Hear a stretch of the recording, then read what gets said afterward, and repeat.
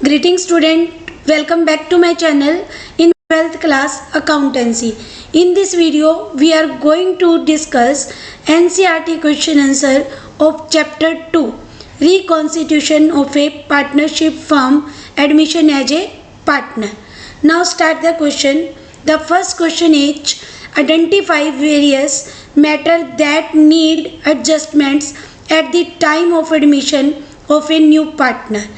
उन various matter को identify करना है जिस समय न्यू पार्टनर जो एडमिट करता है और उन मैटर्स पर एडजस्टमेंट करनी पड़ती है.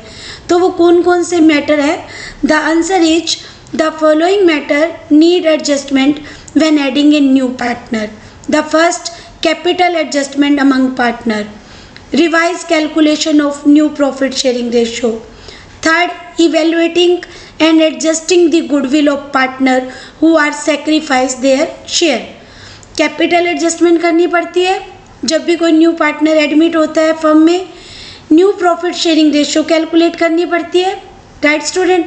नाउ थर्ड कि गुडविल की एडजस्टमेंट करनी पड़ती है. किस रेशियो में गुडविल को डिस्ट्रीब्यूट करना होता है? सेक्रीफाइस रेशियो में एडमिशन केस में.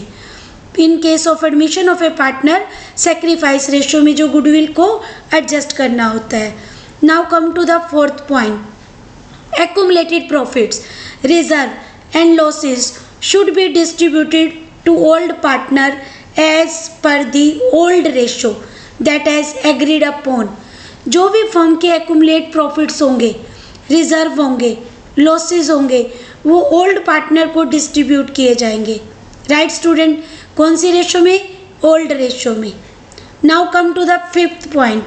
Revaluation of liability and assets to determine the current value and distribution of profit और loss as per the old ratio.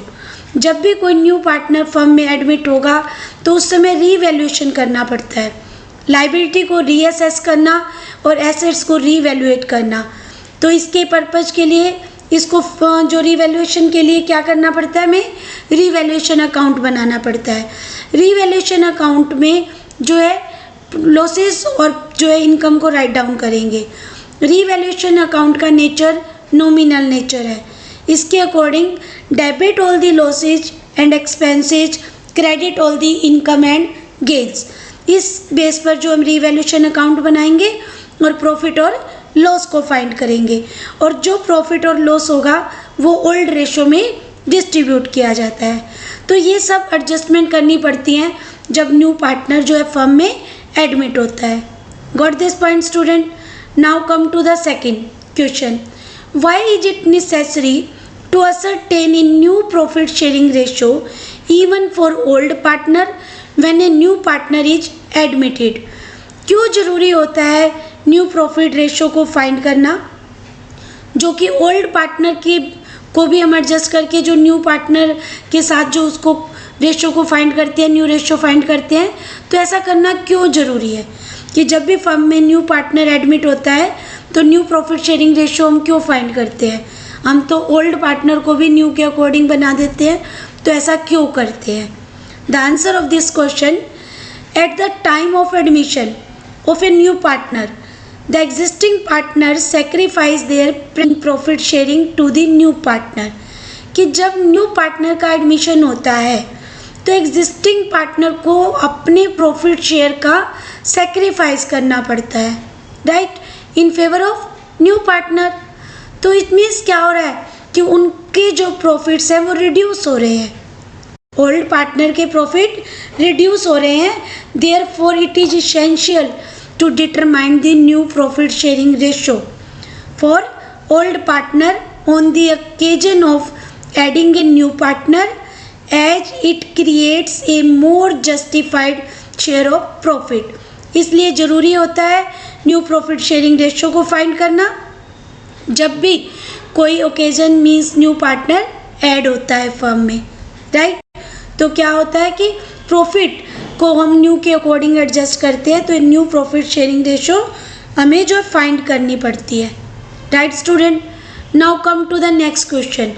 What is sacrifice ratio? Why is it calculated? The answer, the portion of the profit sharing ratio that is sacrificed by current partners when a new partner joins the firm is called as sacrifice ratio। कि एक profit sharing ratio का वो portion जो sacrifice किया जाता है existing partner के द्वारा, न्यू पार्टनर जब ज्वाइन होता है फर्म में तो उसको हम बोलते हैं, जो रेशियो जो है पार्ट है उसको रेशियो की फॉर्म में बोलेंगे sacrifice ratio, right. It is calculated as the difference between the old profit sharing ratio and the new profit sharing ratio। जो हम सेक्रीफाइस फाइंड करते हैं, सेक्रीफाइस रेशियो का फॉर्मूला है old profit sharing ratio minus new profit sharing ratio, right. Both are given in the question and we have to deduct it to find out the sacrifice ratio. It is compulsory to determine this ratio as the new partner has to reimburse the existing partner for making the sacrifice of profit। ये जो compulsory होता है sacrifice ratio find करना, क्योंकि जो existing partner जो sacrifice कर रहे हैं तो उसकी रिबर्समेंट की जाती है। रिबर्समेंट कौन करता है? न्यू पार्टनर करता है, मीन्स कंपनसेट करता है उनको, जो भी प्रॉफिट का पार्ट वो सेक्रीफाइस कर रहे हैं तो उसको कंपनसेट करता है new partner in the form of goodwill premium amount, right. कि गुडविल के रूप में प्रीमियम की जो अमाउंट लाई जाती है वो पे की जाती है ओल्ड पार्टनर को और इन सेक्रीफाइस रेशियो में, right student. Now come to the fourth question, on what occasions is sacrifice ratio used. कि कौन से ओकेजन्स में सेक्रीफाइस रेशियो यूज की जाएगी। Sacrifice ratio need to be used in these occasion। First one is when it is mutually decided by the partner of the firm to change in the profit sharing ratio among the partner। It means कि जब partner जो है decide करते हैं, existing partner decide करते हैं कि वो फ्यूचर में जो अपनी प्रॉफिट शेयरिंग रेशियो को चेंज करना चाहते हैं, राइट, तब हमें सेक्रीफाइस रेशियो फाइंड करनी पड़ती है। First case.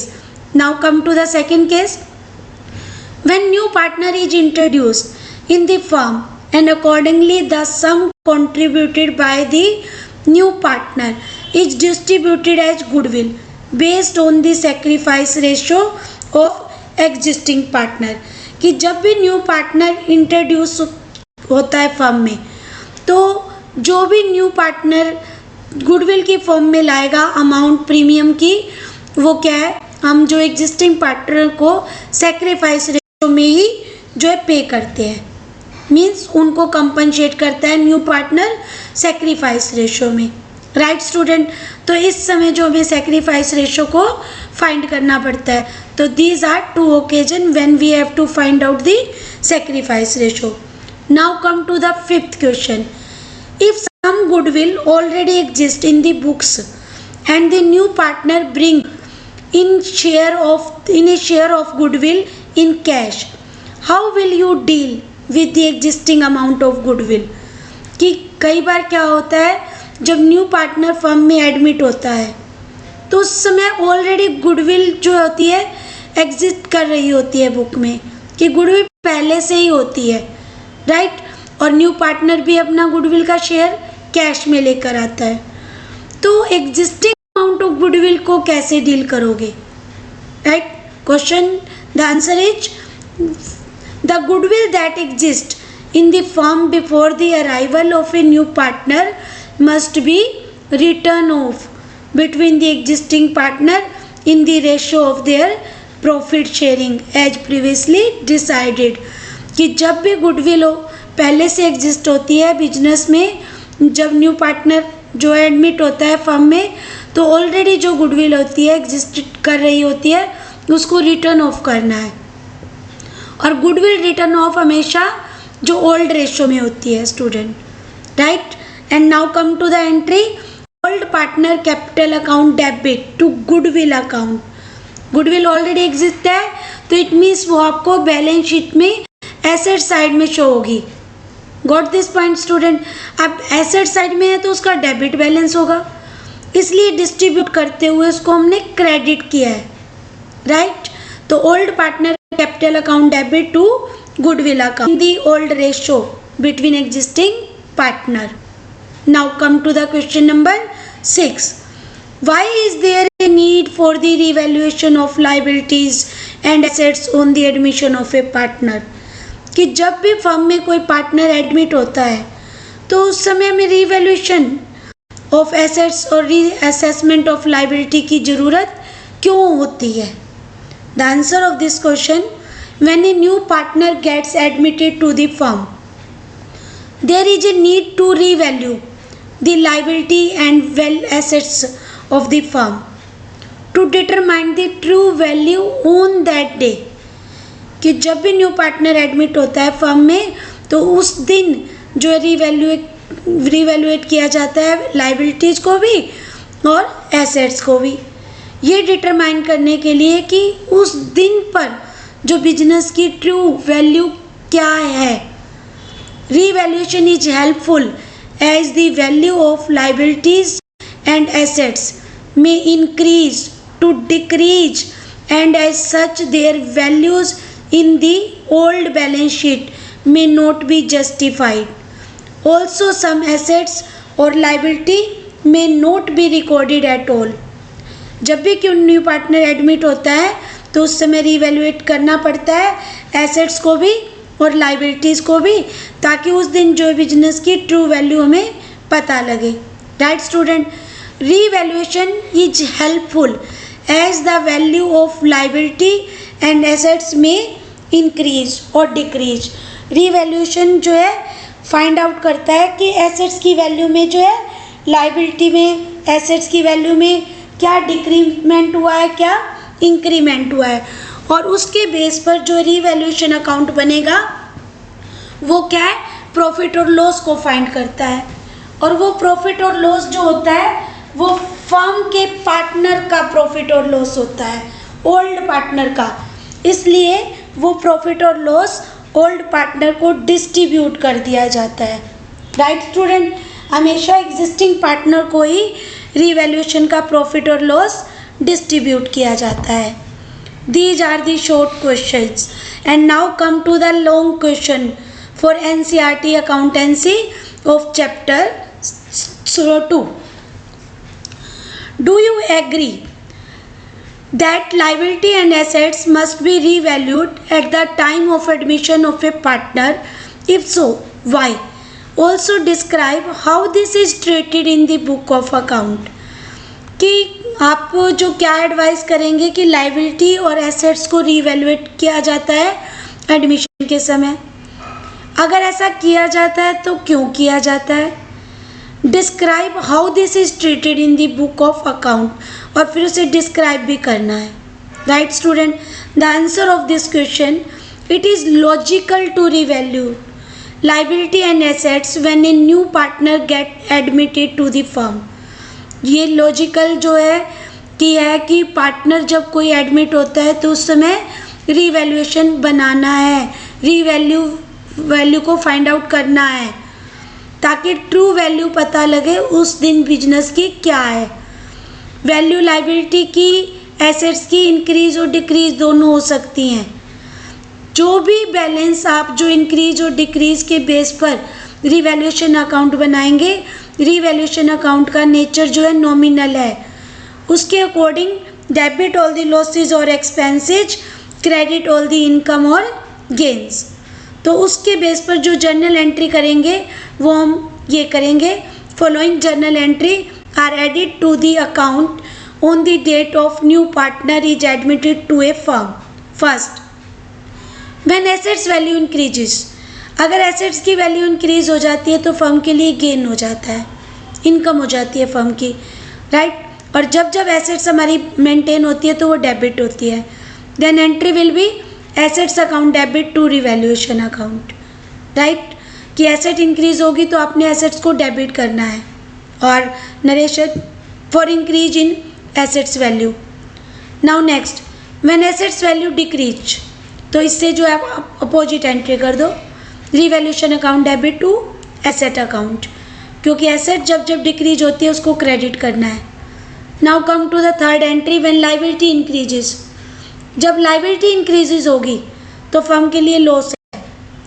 जो डिक्रीज इन दी वैल्यू वाला किया था एसेट्स का, सेम वैसी ही एंट्री होगी एसेट्स की प्लेस पर जो लाइबिलिटी राइट अप करेंगे। तो revaluation account debit to liability account और narration for increase in liability value. और व्हेन लाइबिलिटी डिक्रीजेस तो liability account debit to revaluation. Right student, now fifth entry, जब हम रीवैल्यूएशन अकाउंट बनाते हैं तो कई बार अनरिकॉर्डेड एसेट्स और अनरिकॉर्डेड लाइबिलिटी भी मिलती हैं। अनरिकॉर्डेड मीन्स जो पहले से बैलेंस शीट में डिस्क्राइब नहीं है। राइट, तो अनरिकॉर्डेड अगर एसेट्स हमें मिलती है तो उसे रिकॉर्ड करना है, तो वो फर्म के लिए बेनिफिट है और इसलिए उसको डेबिट करेंगे। Unrecorded assets account debit to revaluation account, और अनरिकॉर्डेड लाइबिलिटी है तो revaluation account debit to unrecorded liability account. Right student, तो इस तरह से जो हम जर्नल एंट्री जो है रिकॉर्ड करेंगे और उसके बाद जो हमारा रीवैल्यूएशन अकाउंट को बैलेंस करना होता है। डेबिट साइड और क्रेडिट साइड दोनों का सेपरेट टोटल करते हैं, फाइंड करते हैं।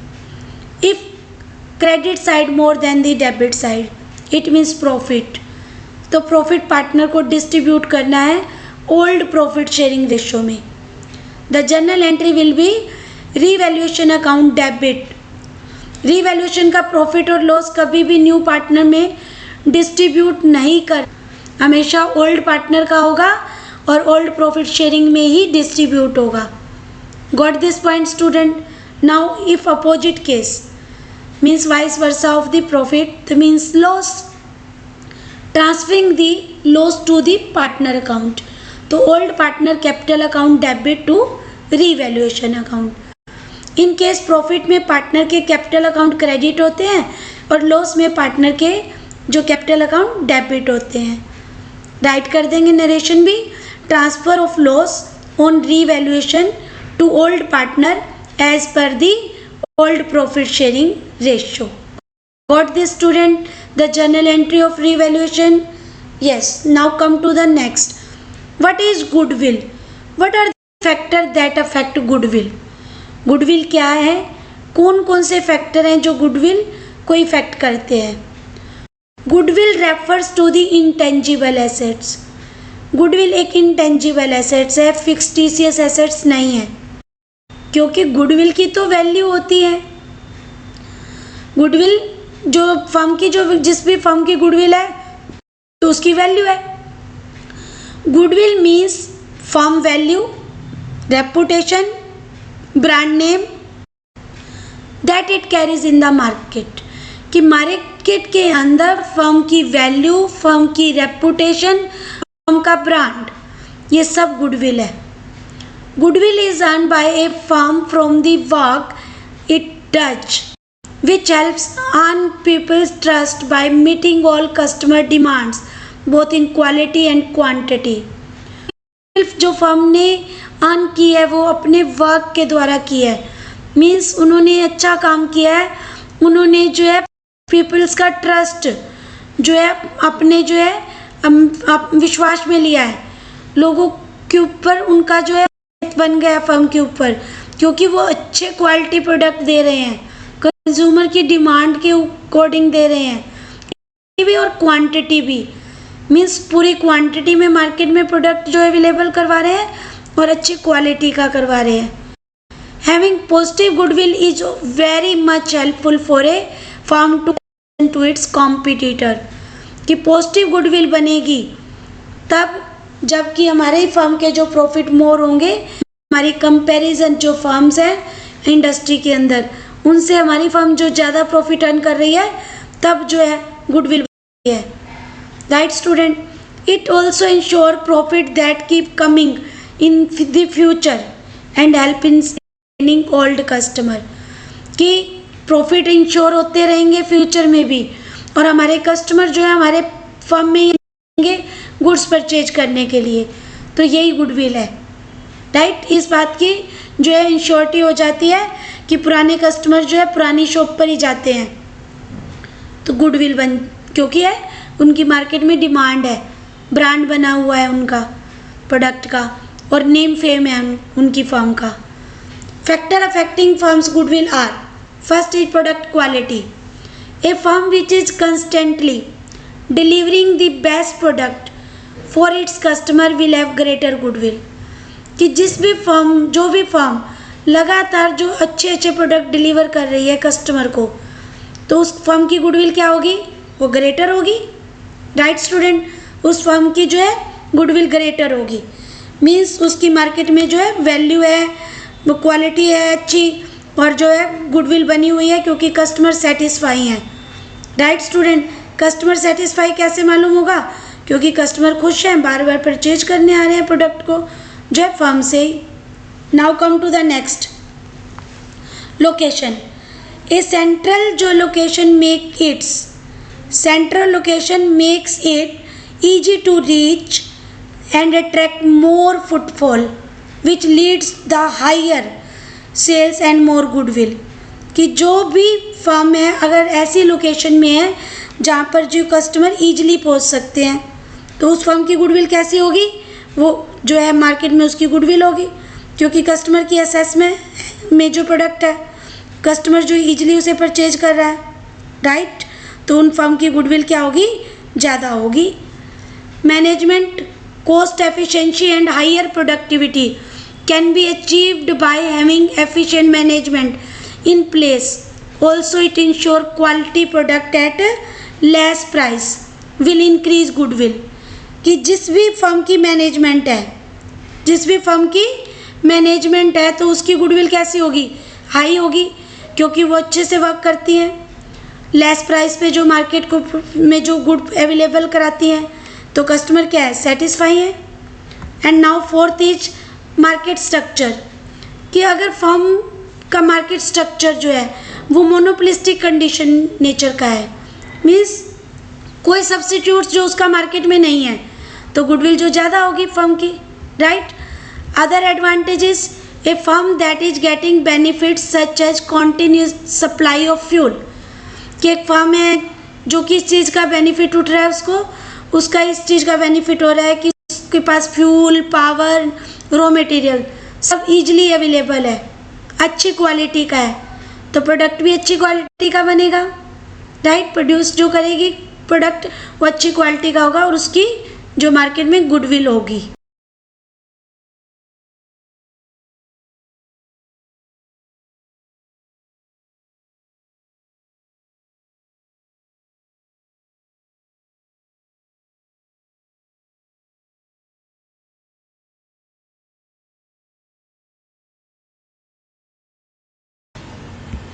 Now question number 3, explain various method of valuation of goodwill. कि गुडविल के मेथड को एक्सप्लेन करना है. There are 4 different method of goodwill valuation. The first one, average profit method. जो मेथड है वो एवरेज प्रॉफिट मेथड है. Right student? In this method the calculation of goodwill is done based on the average profit of the past years. It can be calculated as, कि जो goodwill calculate की जाएगी according to average profit method, तो formula रहेगा average profit multiply number of year purchase. Right? Average profit कैसे find करना है? जो भी गिवन ईयर्स के प्रॉफिट होंगे उनका टोटल करना है. Total profit of past given years divided by number of years. Here the number of year of purchase signify the years till which the firm expect profit to generate in the same way as the current period.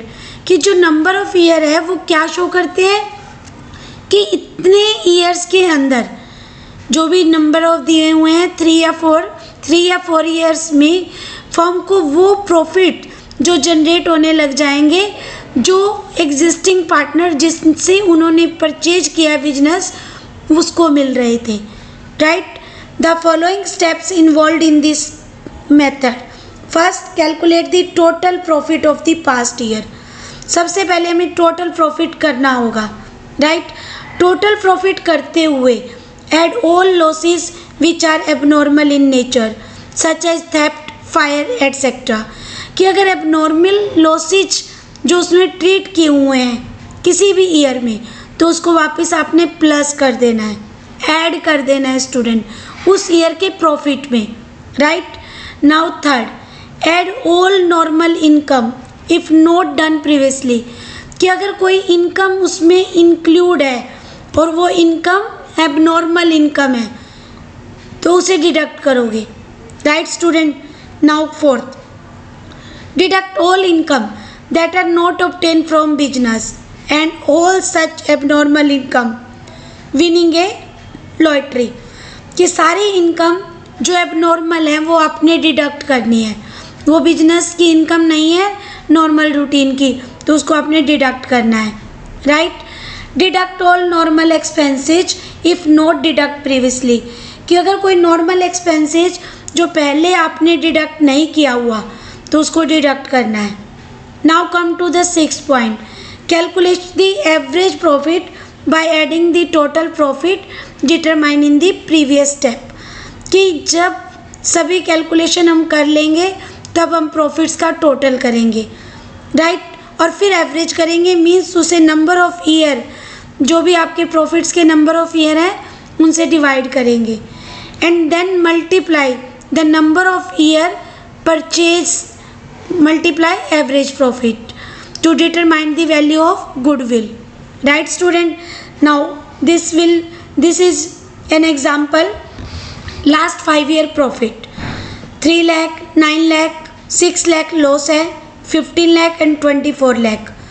Goodwill calculate करने के लिए average profit जो आपको 4 years के तो profit है, एक 1 year में आपको लॉस हो रहा है तो उसको आप डिडक्ट करेंगे, divided by number of year means 5, और आपने एवरेज फाइंड कर लेना है, राइट। और गुडविल की वैल्यू फाइंड करने के लिए average profit multiply number of year purchase, तो 36 लाख जो गुडविल की वैल्यू होगी, राइट। एवरेज आपने उसी टाइप से करना है। फॉर एग्जांपल आपके 5 सब्जेक्ट होते हैं और आपने मार्क्स स्कोर किए हुए हैं, किसी पेपर में आपके 70 मार्क्स हैं, किसी में 80 मार्क्स हैं, राइट, किसी में 60 हैं, किसी में 90 हैं, और इस तरह से आप एवरेज करना चाहते हैं तो सभी के मार्क्स आप ऐड करोगे और नंबर ऑफ जो सब्जेक्ट मीन्स 5 से डिवाइड करोगे तो आपके एवरेज मार्क्स आ जाते हैं। इसी तरह से एवरेज प्रॉफिट फाइंड आउट करना है। Now come to the second method, weighted average method. ये एवरेज प्रॉफिट मेथड का ही थोड़ा एक्सटेंडेड रूप है। In this method weight are allocated to each year profits with the highest weight given to the recent year profit and lowest weight marked for the past year profit. The product of the profits and weighted are added and divided by the total weight to determine weighted average profit, right.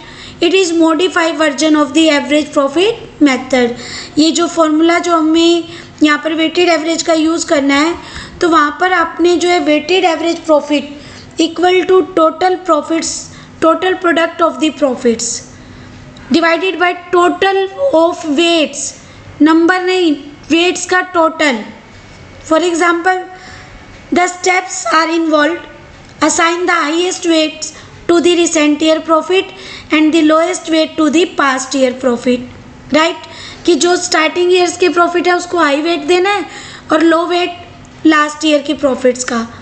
Then multiply weight with the profit corresponding to each year. Now come to the third, determine the product total, कि product का total करेंगे। Now fourth, determine the value of total product and total weight to find the weighted average profit, right student. Multiply the weighted average profit by the number of year purchase. For example last 5 year profits 3 lakh, 9 lakh और जो third year में loss था 6 लाख का, 15 लाख और 24 lakh. Goodwill value calculated as, इस तरह से एक टेबल जो है हम मेंटेन करेंगे।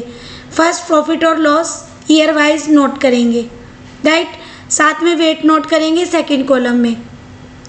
Third column for product 3 lakh multiply 1 3 lakh, 9 lakh multiply 2 18 lakh, इस तरह से जो प्रोडक्ट करेंगे। और लास्ट में प्रोडक्ट का टोटल और फिर weighted average profit equal to total product of the profits. Total जो है आपका जो प्रोडक्ट आया है वेटेड एवरेज प्रॉफिट का, वेटेड प्रॉफिट्स का, right, divided by total weight, total number of weight, that is equal to 1 + 2 + 3 + 4 + 5 15। तो इस तरह से हमारा जो एवरेज वेट आ जाएगा, वेटेड एवरेज प्रॉफिट। और goodwill equal to weighted average profit multiply number of year purchase. तो गुडविल वैल्यू इज जो है हमें से 48,80,000, right student. Now come to the third method, super profit method. Super means extra. When our firm earn more profit than the same firm in the industry, in this method goodwill is determined by the excess profit earned by a firm as compared to profit earned by rivals in the same industry। कि जब हमारी firm जो है कुछ extra profit earn करती है जो हमारी जैसी दूसरी फर्म है सेम इंडस्ट्री के अंदर उनसे, तो सुपर प्रॉफिट होते हैं। Extra profit earned over normal profit is called super profit method. The following steps are involved. First, calculation the average profit. Second, calculation average capital engaged। कि आपको जो है कैपिटल एवरेज फाइंड आउट करने के लिए अगर हमें ओपनिंग कैपिटल एम्प्लॉयड और closing capital employed both are given, तो आप उसे 2 से डिवाइड कर देंगे तो एवरेज कैपिटल एम्प्लॉयड हो जाएगा, राइट। कैपिटल एम्प्लॉयड का जो फॉर्मूला होता है ऑल एसेट्स में से गुडविल और फिक्स्ड टीसीएस एसेट्स को पहले ही डिडक्ट कर देंगे, राइट, और फिर एक्सटर्नल लायबिलिटी जो डिडक्ट कर देंगे तो कैपिटल एम्प्लॉयड आएगा। कैलकुलेशन ऑफ नॉर्मल प्रॉफिट कैसे होगी? Average capital employed multiply normal rate of return. अगर फर्म्स कैपिटल की फॉर्म में है तो कैपिटल एम्प्लॉयड के प्लेस पर आप फर्म्स कैपिटल नोट करेंगे। And then fourth, calculation of super profit, super normal profit using the formula super normal profit equal to average profit minus normal profit।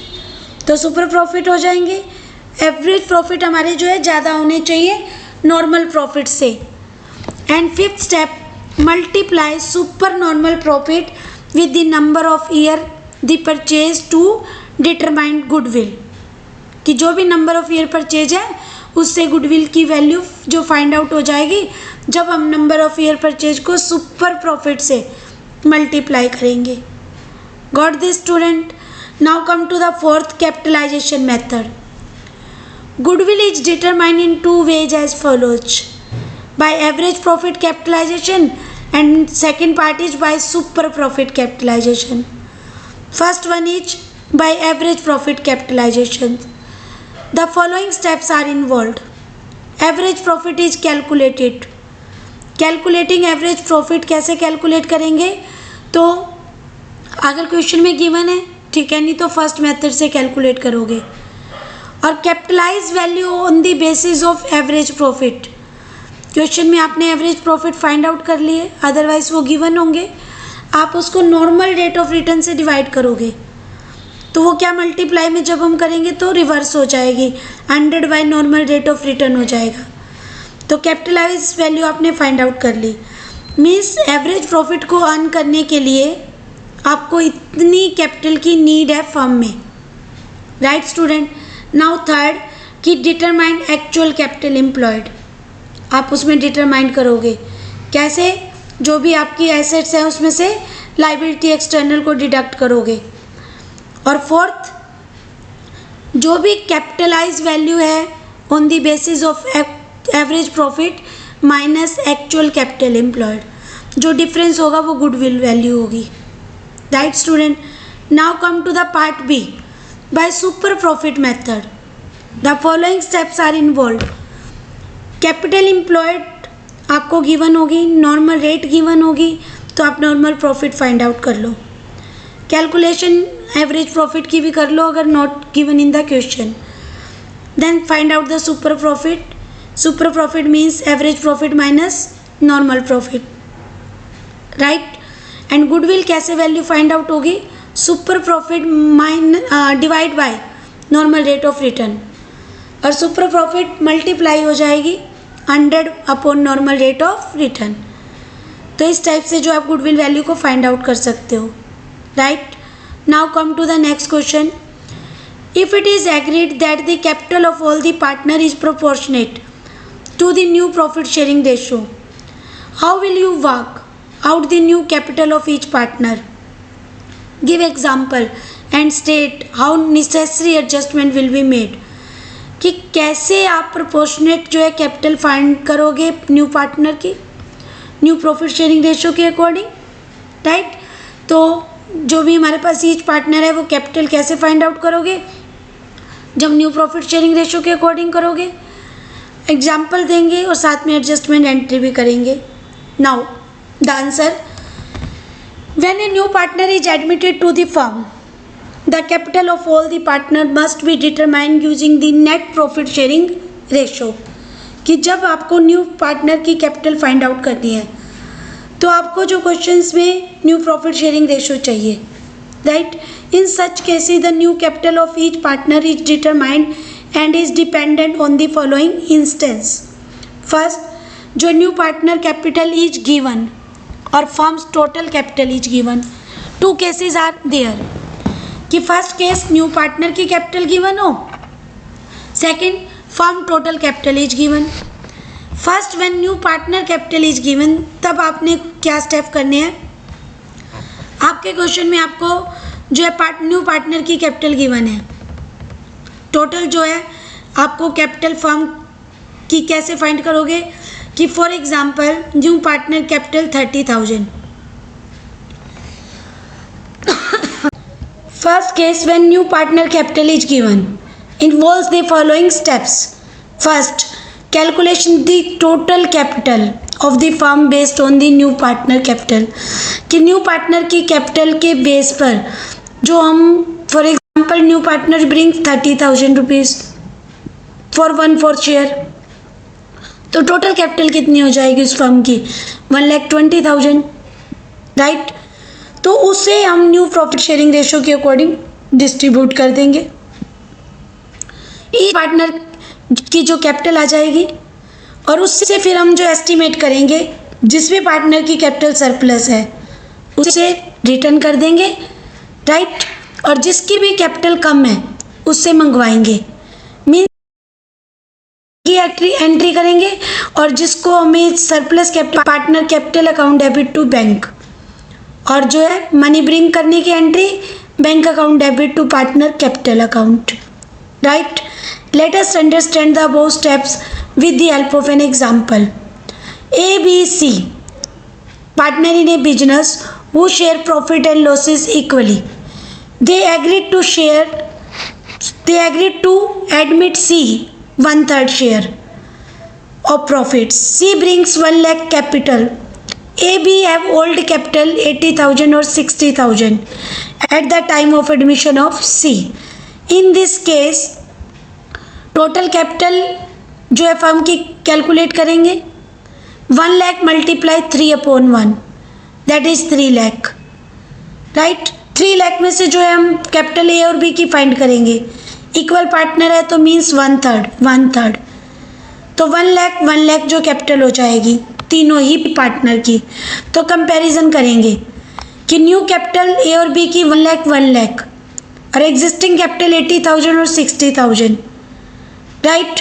कि कम है तो उन्हें डिपॉजिट करने पड़ेंगे फर्म में जो है 20,000 और बी को 40,000, राइट। Both A और B need to pay 20,000 और 40,000 more as share for their new capital. जो अपनी कैपिटल को न्यू प्रॉफिट शेयरिंग के अकॉर्डिंग एडजस्ट करने के लिए A को 20,000 और B को जो है 40,000 पे करने पड़ेंगे फर्म को। Got this point, student? Now come to the second part. When new firm's total capital is known. When the new partner's capital is not mentioned, the new capital is determined based on the total capital of the firm on a proportionate basis.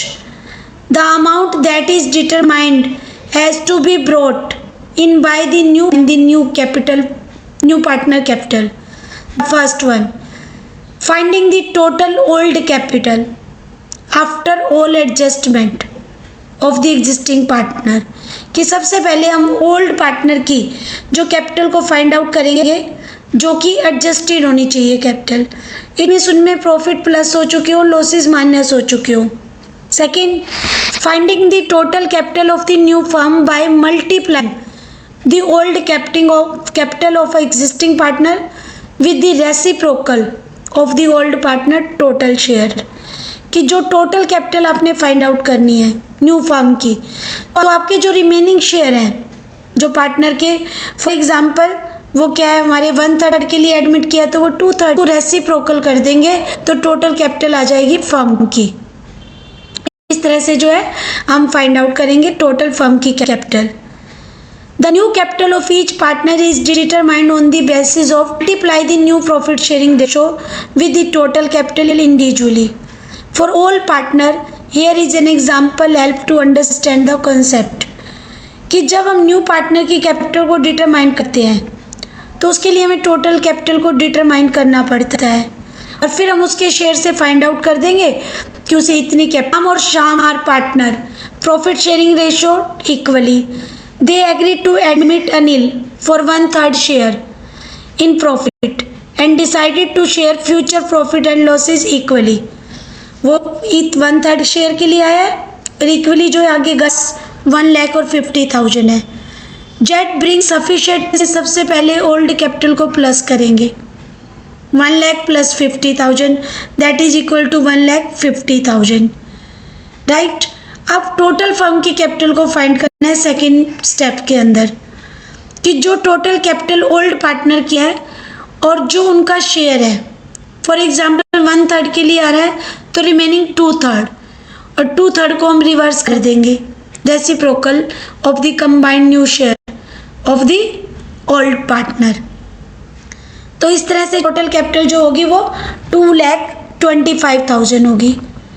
Now third, new partner capital.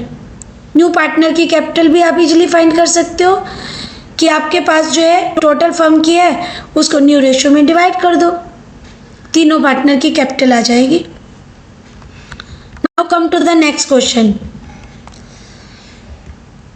Explain how will you deal with goodwill when the new partner is not in a position to bring his share of goodwill in cash, कि कैसे goodwill की amount को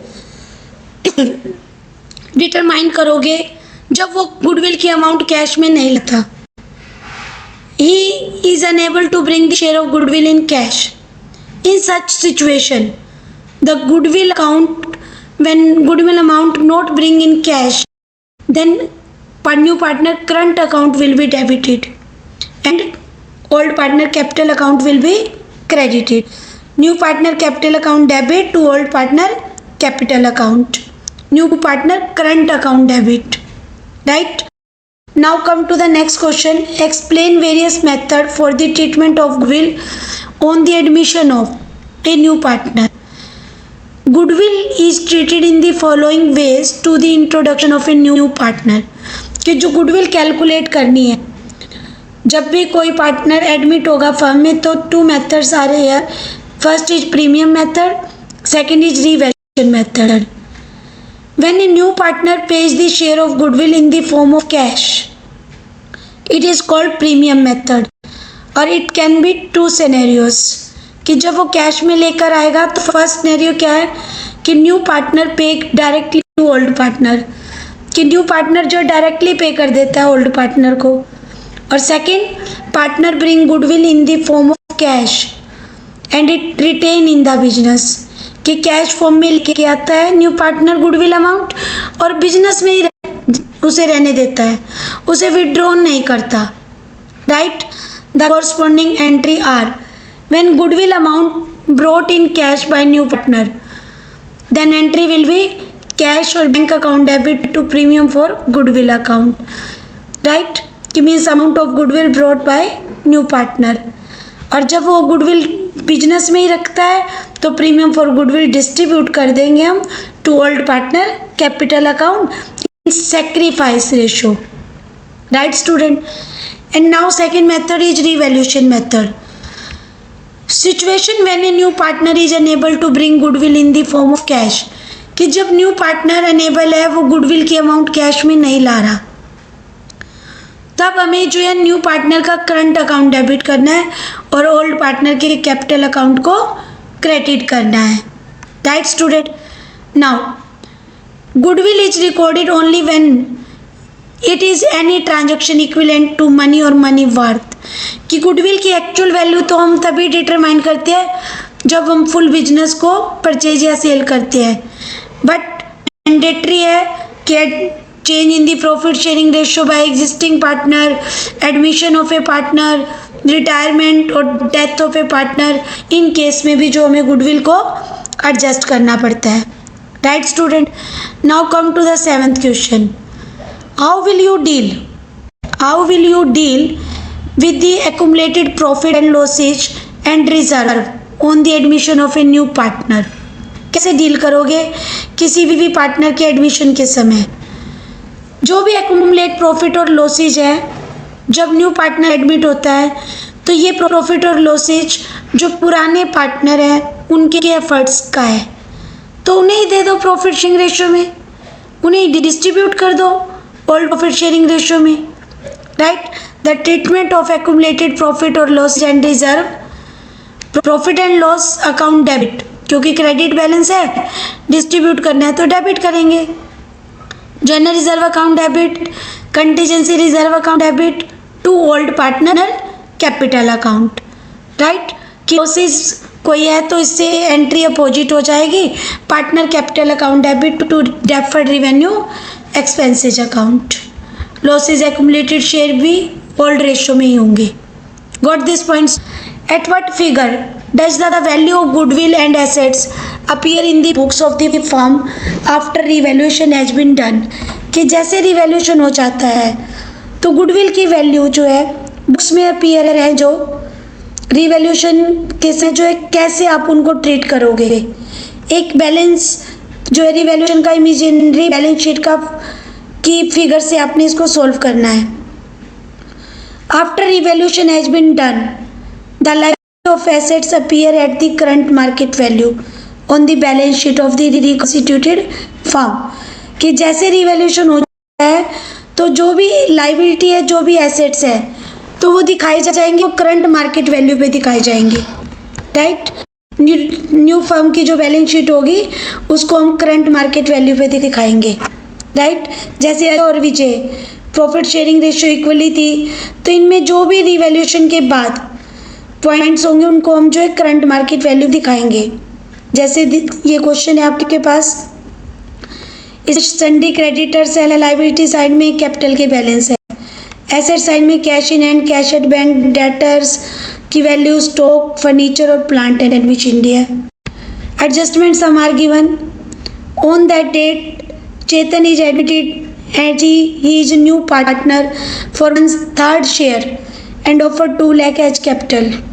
2 lakh rupees capital के लाएगा, 1/3 उसे share दिया जाएगा. Second, value of stock increase by 7,000. It means revaluation के क्रेडिट में नोट डाउन करेंगे कि stock debit to revaluation account. Second, 2,000 provision has been created against debtor. Revaluation account debit to provision for debtor account. Third, जो है furniture obtain हुआ है after रिवैल्यूएट करने के बाद, तो furniture to revaluation. Machinery not recorded in the books means ये unrecorded assets है, तो मशीनरी अकाउंट डेबिट टू जो है revaluation account. Outstanding rent it means unpaid है तो लाइबिलिटी है, तो revaluation account debit to outstanding rent. Combined entry करेंगे स्टूडेंट हम. ये रिवैल्यूएशन में जो लॉस के पॉइंट थे डेबिट में नोट कर दिए और प्रॉफिट वाले जो थे वो क्रेडिट में नोट कर दिए. एंड देन फिर हमने प्रॉफिट और लॉस को फाइंड आउट किया. क्रेडिट साइड टोटल जो है 1,07,000 है और इधर जो है 39,000 है, उसको डिडक्ट किया, प्रॉफिट फाइंड आउट किया. राइट? 37 जो है माइनस किया तो हमारे पास जो प्रॉफिट आ गया इधर हमारा 1,07,000 है और इधर 39,000 है। 39 को जो डिस्ट्रीब्यूट कर देंगे उसके बाद जो हम डिस्ट्रीब्यूट कर देंगे, राइट। हमारे पास है इस टाइप से जो हमें जो भी प्रॉफिट और लॉस होगा वो डिस्ट्रीब्यूट करेंगे, राइट स्टूडेंट। तो प्रॉफिट डिस्ट्रीब्यूट करने के बाद जो उसे कैपिटल अकाउंट में ट्रांसफ़र करेंगे। सबसे पहले कैपिटल अकाउंट में बैलेंस होते हैं और यहाँ पर ओनली रिवैल्यूएशन का प्रॉफिट है, राइट। और फिर इस बैलेंस सभी कैपिटल अकाउंट मेंटेन करेंगे तीनों पार्टनर का, और लास्ट में कैश बैलेंस भी, क्योंकि कैश बैलेंस इंक्रीज हुआ है तो उसे प्लस कर देंगे, राइट। हम न्यू बैलेंस शीट में वो बढ़कर 2,00,000 हो गया है, और न्यू बैलेंस शीट बनाएंगे फर्म की जो है लाइबिलिटीज, एसेट्स, अमाउंट, राइट। इस टाइप से जो है लाइबिलिटी में नोट करेंगे सनिंग, राइट। और जो आपके पास बैलेंस है एसेट साइड में cash in hand, cash at bank, जो इंक्रीज हो गए हैं उन्हें इंक्रीज करना है, जो डिक्रीज हुए हैं जैसे डेटर के ऊपर प्रोविजन बन गया तो उसे रिड्यूस करना है, राइट स्टूडेंट। इस तरह से कैपिटल भी जो न्यू नोट करेंगे, न्यू कैपिटल जो नोट डाउन करेंगे। स्टॉक का बैलेंस, फर्नीचर का बैलेंस, प्लांट का बैलेंस, अगर वो पहले से इंक्रीज हुआ है तो इंक्रीज करके नोट करना है, अगर डिक्रीज हुआ है तो उसे डिक्रीज करके नोट करना है, राइट स्टूडेंट। इस तरह जो बैलेंस शीट का जो टोटल आएगा आपका जो सेम आएगा, और वो जो बैलेंस शीट जो है आपकी बनने पर आपको जो ये हो जाएगा रियलाइज कि आपने क्वेश्चन को ठीक किया है, राइट स्टूडेंट। तो I hope you all understood these questions. You have any query then write in the comment box, like and share the video. Thank you, have a nice day.